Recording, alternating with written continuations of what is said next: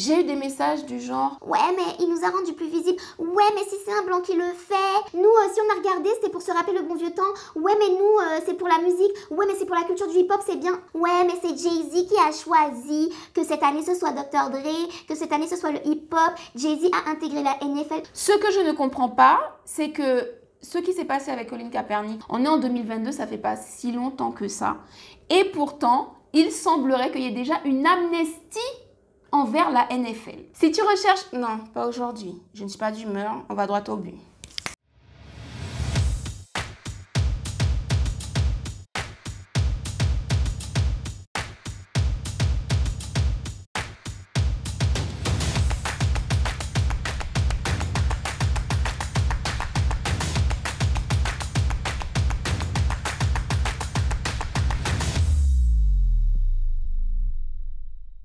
Bonjour à tous et à toutes. Alors je vais être très cash dans cette vidéo parce que j'ai pas le temps. Je vous ai déjà dit qu'on est en 2022. On nous a fait perdre 2 années précieuses à cause de mesures sanitaires, qui ça. Il n'y a plus de temps à perdre. Donc je vais droit dans le tas. Je vais le répéter pour les nouveaux arrivants qui n'ont pas compris. Grandeur noire. Cette plateforme n'est pas faite pour tout le monde. Je préfère avoir moins d'abonnés et que beaucoup d'entre vous nous quittent, mais que les personnes qui restent soient en mesure de faire quelques pas en arrière sur certaines situations et de pouvoir changer de perspective, regarder les choses autrement pour essayer d'avoir une compréhension autre que ce que chaque personne croit déjà savoir. Ça c'est dit, on entre dans le vif du sujet. Alors j'ai intitulé cette vidéo le piège du Super Bowl, mais en réalité, ça fonctionne pour quasiment toutes les situations qui concernent le divertissement. Le piège est le suivant et beaucoup d'entre vous l'ont déjà repéré. C'est celui de continuer encore en 2022 à vouloir exister dans l'espace des autres, dans les instances des autres, plutôt que de créer les nôtres. C'est aussi simple que ça. Voilà, donc ceux qui n'aiment pas les longues vidéos, vous pouvez déjà quitter là. Alors, il fut un temps, pas si lointain d'ailleurs, où je pensais que la meilleure stratégie, c'était d'infiltrer le système et une fois à l'intérieur, de pouvoir corriger ce qui ne va pas, ce qui ne fonctionne pas, de pouvoir améliorer le système. Ces dernières années, j'ai compris que ce système est trop gangréné. On ne peut plus le sauver en fait. Surtout avec le C19, on a franchi un stade où la machine s'est emballée. On ne peut plus l'arrêter, on ne peut plus limiter les dégâts, c'est fini. Elle va se cracher cette machine. Donc la seule chose à faire, c'est de quitter cette machine pour en créer une autre. Alors je ne sais pas si ça se fera dans la douceur ou dans la violence. Je peux vous garantir une chose, c'est qu'il y aura un changement radical de façon de fonctionner de toutes nos sociétés à l'échelle mondiale. Concernant le Super Bowl, déjà, c'est un événement que je ne suis plus depuis l'affaire de Colin Kaepernick qui a été banni de la NFL. J'ai choisi de boycotter à ce moment-là. Et en fait, même quand il y a des artistes que j'admire, qui m'intéressent, je ne vais pas regarder. Je ne vais pas donner ma petite vue, ma petite attention qui a de la valeur à cet événement-là. Ce que je ne comprends pas, c'est que ce qui s'est passé avec Colin Kaepernick, je vais remettre le contexte tout à l'heure, on est en 2022, ça fait pas si longtemps que ça. Et pourtant, il semblerait qu'il y ait déjà une amnistie envers la NFL. Alors que la NFL n'a absolument rien fait d'extraordinaire pour pouvoir mériter cette amnistie de notre communauté. Donc, je vais déjà expliquer le contexte pour ceux qui ne connaissent pas Colin Kaepernick. Colin Kaepernick, c'est un joueur de football américain extrêmement talentueux qui a apporté énormément à son équipe de l'époque, que je ne vais pas citer puisqu'ils l'ont viré comme un chien. Colin Kaepernick, c'est un métis. Son père est noir. Et même s'il a été élevé dans une famille blanche et dans une famille assez aisée qui n'a pas de soucis financiers, qui a un bon statut social, eh bien malgré la bulle de privilèges dans laquelle il a grandi et il a gravité, il est resté très sensible aux problématiques de la communauté noire et notamment au racisme. Et il s'est notamment beaucoup mobilisé par rapport aux meurtres perpétrés par des policiers sur des personnes noires innocentes. Par rapport à cette cause, il a décidé un jour de mettre son genou à terre en hommage aux victimes tuées injustement par des policiers, sauf qu'il a posé son genou pendant l'hymne national. Et apparemment, aux États-Unis, c'est un sacrilège. Donc, je ne sais pas s'il faut le faire avant l'hymne, après l'hymne, mais en tout cas, Colin Kaepernick, la foudre s'est abattue dans sa vie parce qu'il a posé son genou pendant l'hymne national. Et que, il faut le dire aux États-Unis, pendant l'hymne national, on se doit de se tenir debout, bien droit, si possible le cœur sur la main. Donc une partie de l'Amérique l'a accusé de manquer de respect à la nation, carrément à la nation, au symbole patriotique du drapeau, de l'hymne, voilà. Donc ça a dégénéré pour lui. Les médias l'ont énormément calomnié. Le président des États-Unis l'a carrément insulté publiquement devant beaucoup de caméras et il a été viré de son équipe et même de la Ligue. C'est-à-dire que plus aucune autre de toutes les équipes de la Ligue NFL n'a accepté de le recevoir. Alors qu'on parle d'un champion, on parle de quelqu'un qui joue extrêmement bien. C'était une figure prédominante de ce sport. Donc il n'y a pas l'excuse qu'il est trop âgé, qu'il n'a plus de performance à la hauteur. Non, c'était clairement un bannissement en représailles à son positionnement.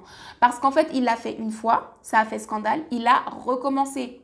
Et il a été suivi par son équipe, d'autres équipes de la NFL, d'autres joueurs dans d'autres sports. Bref, il a lancé un véritable mouvement. Donc à la fin de la saison, pour le punir et surtout pour qu'il serve de leçon parce que c'est toujours comme ça, on connaît, on fouette un devant tous les autres, comme ça les autres ont peur de faire la même chose. Du coup, on l'a mis dehors. Alors déjà, qui a réagi? Pas grand monde. Quelles ont été les réactions? Les réactions sont restées assez douces, assez discrètes. Ce qui fait qu'il n'y a pas eu d'impact pour pouvoir exiger son retour dans la ligue. Et aujourd'hui, il œuvre principalement dans des organisations qui justement luttent pour les droits des Afro-Américains aux États-Unis. Donc ça, c'est le contexte de qui est Colin Kaepernick, qu'est-ce qui s'est passé avec ce genou à terre. Maintenant, pour rentrer plus en détail dans le geste, parce que c'était pas juste une hype. Sa carrière a été brisée. Il avait je ne sais pas combien d'années qu'il lui restait de carrière. Ça a été brisé. Parce que quand il a posé son genou la première fois, il a eu deux choix. Il arrête de faire ça, il continue sa carrière tranquillement. Il l'a fait une fois, ça a fait le buzz, ça suffit. Ou il continue, il persiste et il risque sa carrière. Eh bien, il a risqué sa carrière. Et en fait, c'est là où ça devient un geste vraiment sacré. C'est qu'il est empreint de sacrifice. C'est pas n'importe quoi de sacrifier le rêve de son enfance. Je vous invite à regarder la série qui s'appelle Colin en noir et blanc parce que vous allez comprendre à quel point c'était important pour lui, à quel point il a tout donné pour pouvoir devenir joueur de football américain. Et donc, en plein vol, il est en train de s'élever vers le sommet. Hop, il fait le choix extrêmement courageux de renoncer au rêve de sa vie pour mettre en lumière les injustices sociales aux États-Unis. C'est énorme. Donc, on ne peut pas reprendre ce geste n'importe comment et il ne peut pas être repris dans n'importe quelle circonstance et par n'importe qui. Il n'y a que quand le sacré concerne les Noirs que nous-mêmes les Noirs, ça ne nous dérange pas en fait de désacraliser et de donner ça en pâture au divertissement, à ceci et à cela. J'en reviens à Colin Kaepernick. Immédiatement après le fait qu'il ait été banni, plusieurs célébrités ont refusé la sollicitation de se produire à la mi-temps du Super Bowl qui suivait juste après. Ça s'appelle le boycott. Des célébrités ont également refusé d'aller carrément au stade et d'assister au match qui concerne la ligue de la NFL. Le boycott, c'est le fait de refuser, dans le cadre d'une stratégie, de consommer quelque chose ou de participer à quelque chose. Sauf que à chaque fois, le boycott, c'est toujours inscrit dans la durée pour être efficace et pour amener un résultat. Tous les exemples de boycotts qui ont fonctionné, ce sont des boycotts qui ont été très longs. Et ce sont des boycotts qui, pour la plupart, se sont réalisés dans des sacrifices extrêmes. On connaît l'histoire de Rosa Parks et du boycott des bus de Montgomery. C'est une année entière où les gens ont dû marcher pendant des kilomètres. Je rappelle, pendant 2 hivers, parce que le boycott a commencé en décembre 1955. Il s'est arrêté en décembre 1956. Donc ça fait 2 hivers à marcher dans le froid, dans la neige, dans le verglas, sous la pluie, pour aller faire les courses, pour aller à l'école, pour aller au travail. Ils ont dû s'organiser, ils ont trouvé les solutions, mais ils n'ont pas lâché le boycott. Résultat, ils ont obtenu gain de cause. Hey, regardez les anciennes vidéos grandeur noire, s'il vous plaît. Il y a tellement d'autres exemples de boycott qui ont... Why? Eh, franchement, je ne vais pas commencer les digressions. Donc ça, c'est pour expliquer que le boycott doit absolument être dans la durée. Donc si on a un événement annuel, La durée, c'est que c'est pas en boycottant 1 année ou 2 années qu'il y aura un résultat. D'accord? Il faut que le boycott se fasse ressentir et qu'il grandisse. Sauf que depuis le fameux boycott de la NFL qui a eu lieu, je crois, 1 année, maximum 2 années, où des artistes ont refusé de se produire à la mi-temps du Super Bowl, dont certains blancs qui se sont comportés en alliés, justement. Je vais revenir tout à l'heure à la différence entre alliés et sauveurs blancs. Vu la stratégie qu'ils ont employée cette année de mettre certaines personnes à la mi-temps, ben, la stratégie a gagné en termes de buzz et donc ça a ramené effectivement de l'attention. Quand j'ai vu ça passer comme information, j'ai été très surprise parce que je pensais que en fait les gens qui s'étaient inscrits dans le boycott, bah, qu'ils continuaient en fait, que le boycott avait continué et que limite ça grandirait et que de moins en moins de personnes soutiendraient cette ligue. Et là, je découvre tout à coup en 2022 que non, pas du tout, on n'est pas du tout dans le boycott. Ça y est, le pardon a été accordé, on peut regarder la NFL, on peut s'y rendre, on peut s'y produire, zéro souci. Je commence donc avec Eminem parce que pour moi, c'est pas Eminem le problème. Vraiment, ce qui pose souci dans toute la situation, c'est clairement pas Eminem. Par contre, ben, bien malgré lui, il est dans l'appropriation. Que ce soit conscient ou inconscient, il est dans l'appropriation et il est dans le syndrome du sauveur blanc. Les personnes qui souffrent du syndrome de Stockholm ne le savent pas et elles continuent d'aller vers leurs agresseurs, vers leurs oppresseurs parce qu'elles ne se rendent pas compte qu'elles souffrent de ce syndrome. Et pour les personnes qui souffrent du syndrome du sauveur blanc, je l'ai expliqué dans la vidéo qui est consacrée, je vous invite à aller la voir ou même à faire pause ici, à aller voir et à revenir. Mais pour ce syndrome-là aussi, les gens ne sont pas conscients. Ils ont été conditionnés. Il s'est approprié un geste qui est sacré dans un contexte qui n'est pas sacré. C'est-à-dire que ce geste était fait tout le temps au même moment lors de l'hymne national. Si ce geste est sorti de son contexte de l'hymne national, il n'a plus la même signification, il n'a plus la même symbolique, il n'a plus la même importance, il ne suscite pas les mêmes réactions. Quand les gens ont réagi envers Colin Kaepernick, ils ont réagi parce que pour eux, il manquait de respect à l'hymne national, il n'était pas un patriote, etc.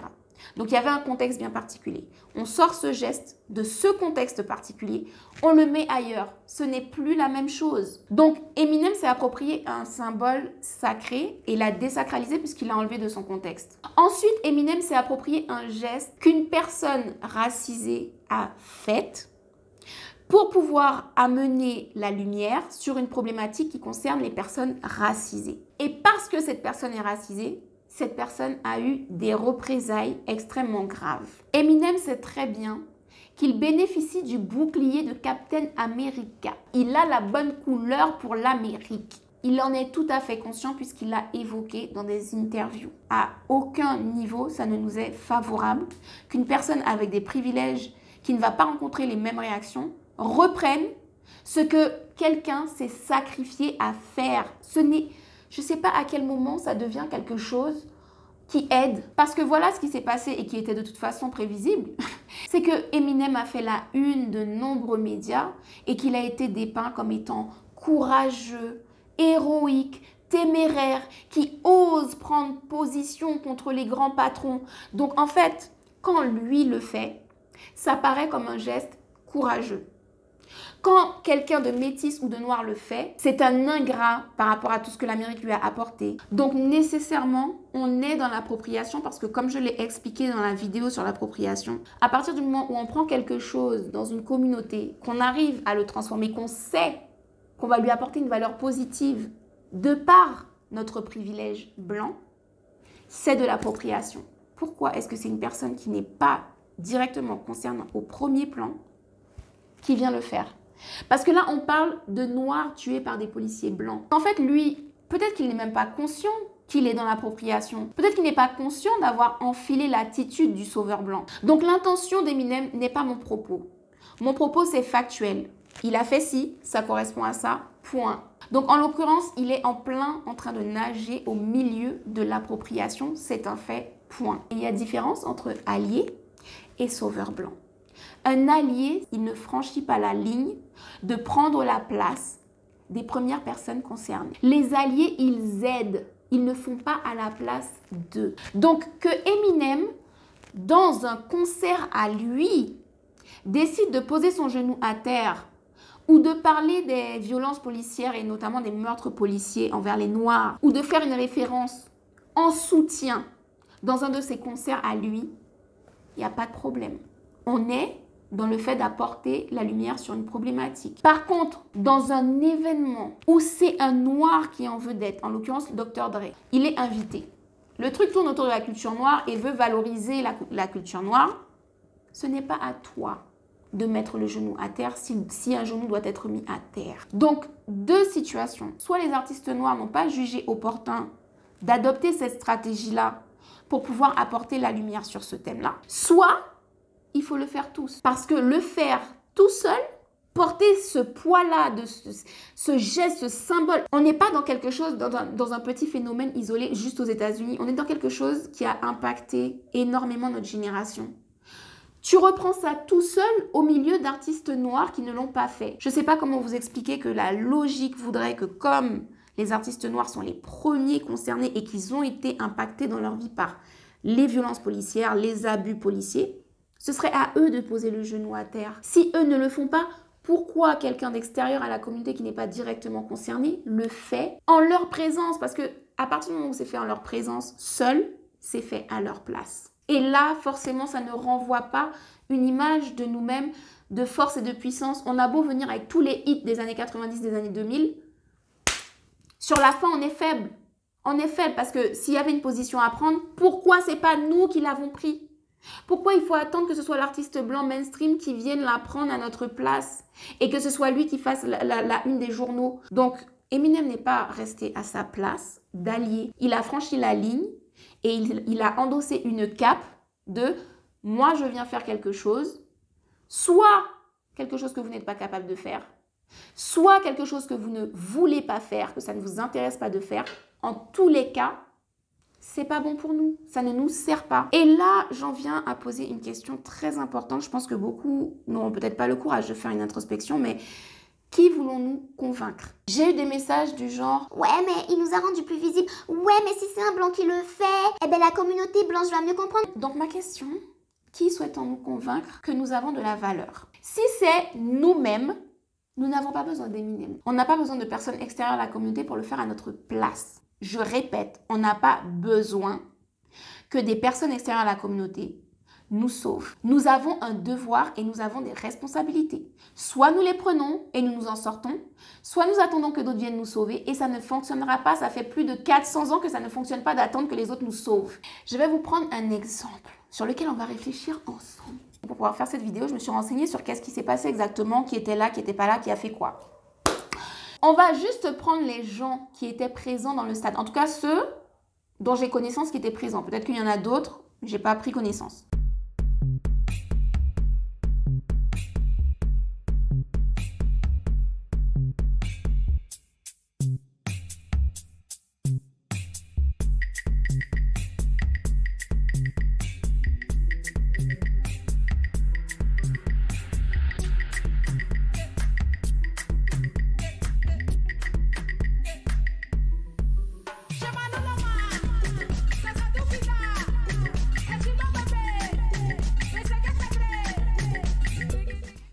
Pas des gens qui ont 1 million, hein.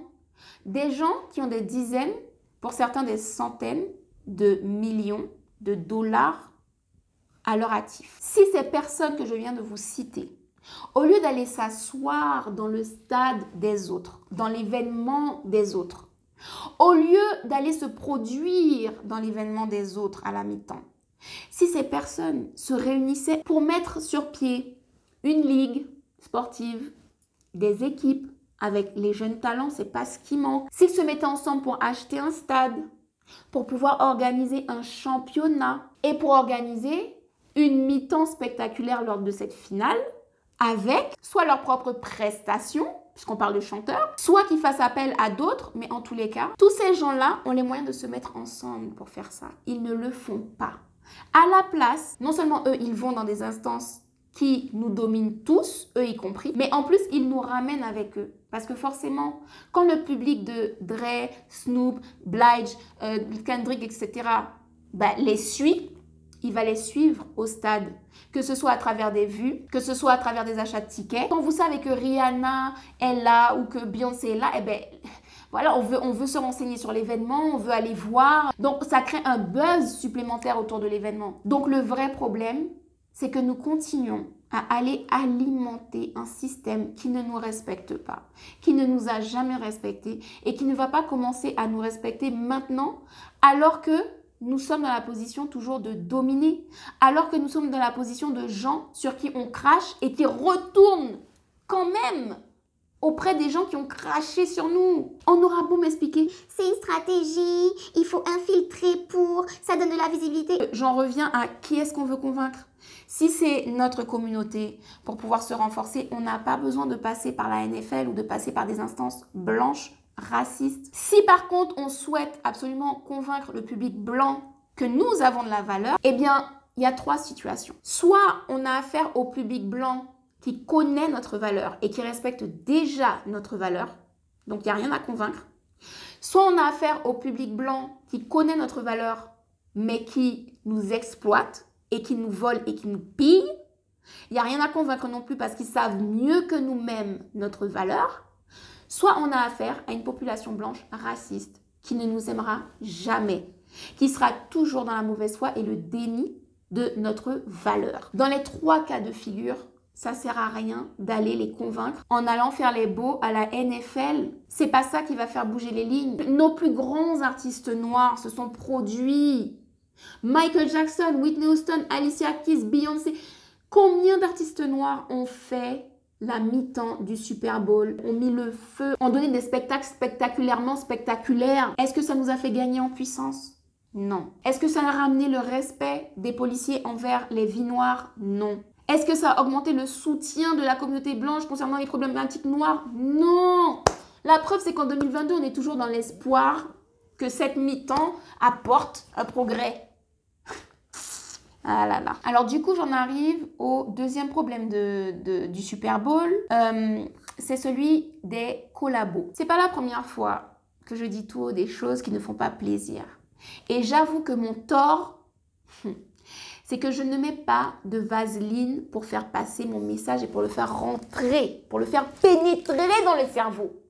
Donc, certains d'entre vous n'apprécient pas ce passage en force. Donc, c'est peut-être ça qu'il faudrait que j'apprenne à faire, mettre de la vaseline avant. On est quelques jours après le Super Bowl, c'est tout frais, il y en a qui viennent de s'enjailler sur la musique de Dr. Dre, de Snoop, qui ont pris leur dose de nostalgie et qui veulent trouver des excuses en mode « Nous, si on a regardé, c'était pour se rappeler le bon vieux temps. Ouais, mais nous, c'est pour la musique. Ouais, mais c'est pour la culture du hip-hop, c'est bien. » Ok, il n'y a pas de souci. La seule chose que je vous dis, c'est il va falloir prendre 3 pas en arrière à un moment donné et regarder la vue d'ensemble. Et j'en reviens donc à mes collabos. C'est que pendant qu'on est tous en train de regarder ce que Jay-Z fait son dimanche, ce que Beyoncé, Rihanna, Dre, tout ça font de leur dimanche, eux, ils gagnent de l'argent. Hein. Quand ils vont installer leurs fesses là-bas, ils ont de l'argent qui rentre dans leur caisse pendant qu'ils sont là-bas en train de s'enjailler. Et les gens qui vont dire « Ouais, mais c'est Jay-Z qui a choisi que cette année ce soit Dr. Dre, que cette année ce soit le hip-hop. Jay-Z a intégré la NFL. » Yo les gars, really? On est en train de parler de quelqu'un qui a des centaines de millions de dollars sur son compte et tout ce que vous attendez de lui, c'est un show hip-hop de 15 minutes une fois dans l'année? C'est ça le progrès que vous attendez de Jay-Z?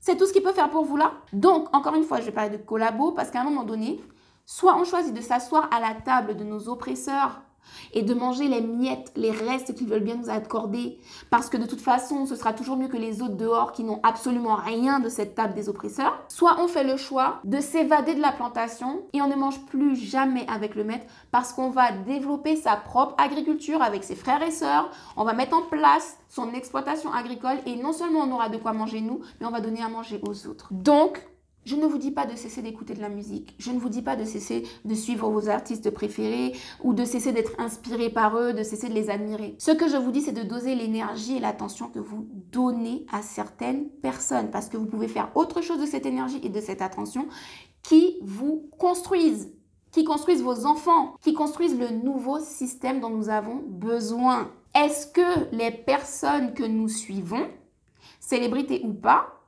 mettent en place des initiatives efficace et durable pour permettre à notre communauté de gagner en puissance. Mais une puissance économique, pas une puissance dans la hype, dans « Ah ouais, la culture hip-hop, oh là là, on est trop frais, franchement, regarde les vêtements, les coiffures, le style, la musique, waouh !» Est-ce que les chanteurs et les musiciens que nous enrichissons s'organisent pour mettre en place une industrie complète qui maîtrise, qui contrôle économiquement la musique noire pour que absolument tout l'argent qui est généré par nos artistes afro puisse aller dans des caisses afro et être redistribué à des personnes afro et que l'on puisse grimper vite? Est-ce que les acteurs noirs à qui nous allons donner notre argent, les réalisateurs noirs à qui l'on va donner notre argent, est-ce qu'ils s'organisent pour mettre en place des studios, des maisons de production, des agences de casting?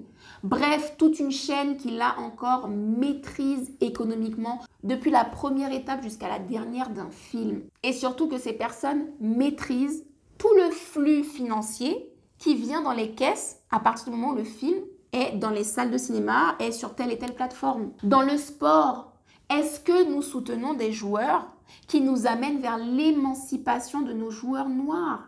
De sorte que nos joueurs noirs extrêmement talentueux, extrêmement compétents, puissent être une force pour nos pays africains. Est-ce qu'on a ce genre de célébrités qui se mobilisent pour mettre en place des ligues africaines?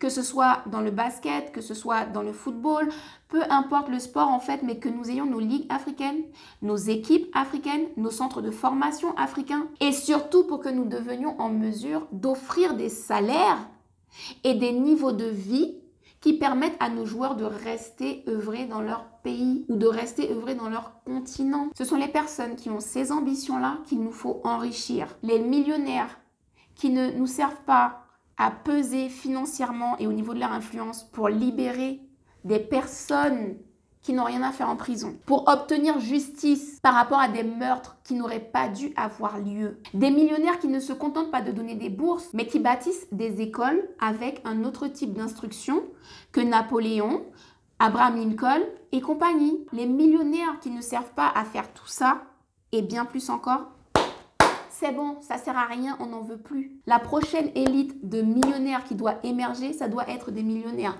instruits, éveillés, engagés. Et ça, il n'y a que nous qui pouvons mettre en place ces élites. C'est qui a mis en place les Jay-Z, Kanye West, Drake? C'est nous!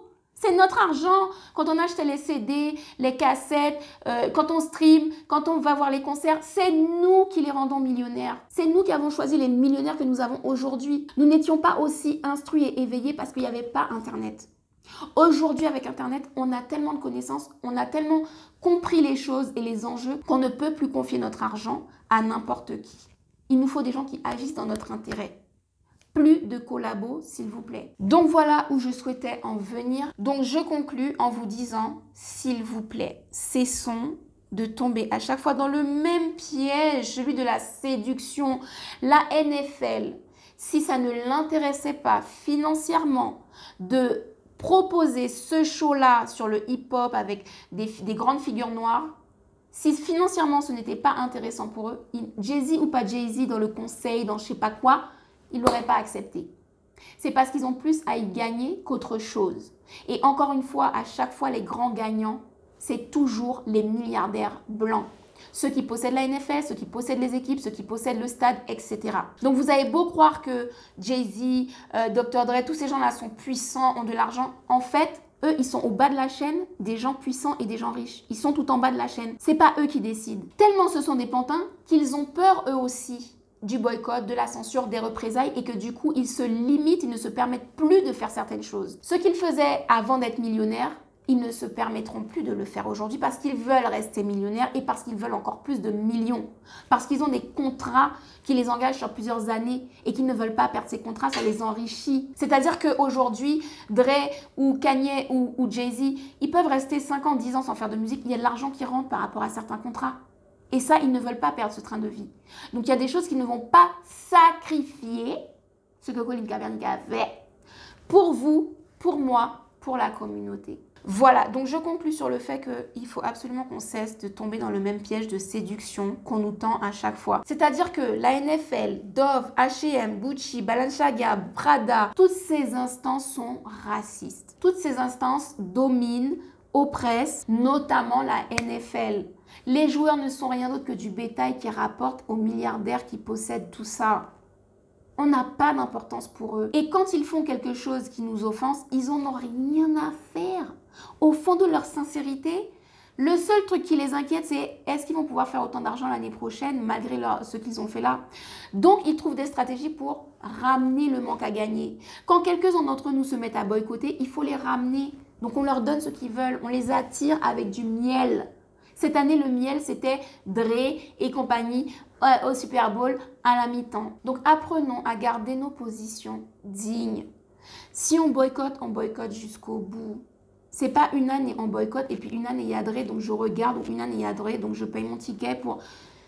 Voilà. C'est-à-dire que si vraiment une réunion comme ça importait à Dre, il a les moyens de mettre en place cette réunion et de gagner de l'argent lui-même en mettant ça en place. Je vous garantis que simplement ceux qui ont fait le spectacle, ils mettent leur argent ensemble pour faire la même chose mais organisée par eux-mêmes, je vous garantis qu'ils gagnent de l'argent.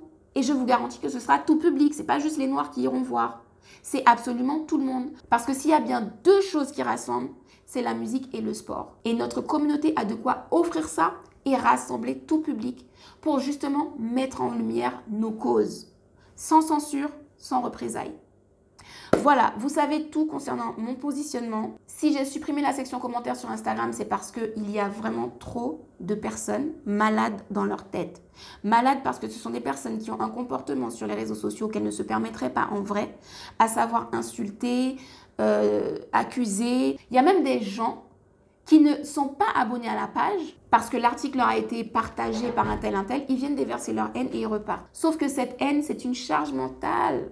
Parce que même si je ne m'attarde pas sur le commentaire, quand j'ai lu ça, quand je vois le genre de mentalité qui traîne, c'est épuisant et c'est déprimant. On se dit, waouh, il y a encore beaucoup de boulot. Donc 2022 et les autres années, je ne me laisserai plus vampiriser mon énergie. Je suis dans une énergie de progrès, de conquête de notre destin. Je n'ai pas le temps avec les gens qui sont là juste pour répandre la haine, la colère. Donc à chaque fois qu'il y aura une masse de gens qui va venir polluer mes publications, pas de commentaires, sorry. Et là, je le dis pour les personnes qui réagissent intelligemment. Je suis désolée pour vous parce que bien évidemment, vos commentaires sont très intéressants à lire. Mais malheureusement, vous n'aurez pas l'espace de commentaires pour pouvoir vous exprimer parce que mon bien-être avant tout. Grandeur Noire, je veux que ce soit un espace de bienveillance, de connaissance et de respect. De toute façon, les vrais, on se sait. Rendez-vous sur Grandeur Noire TV pour les vrais. Pour ceux que ça intéresse de rejoindre une communauté bienveillante et respectueuse, le lien est sous la vidéo. Le jour où on apprendra à respecter nos points de vue, je vous assure qu'on fera des progrès, mais fulgurants.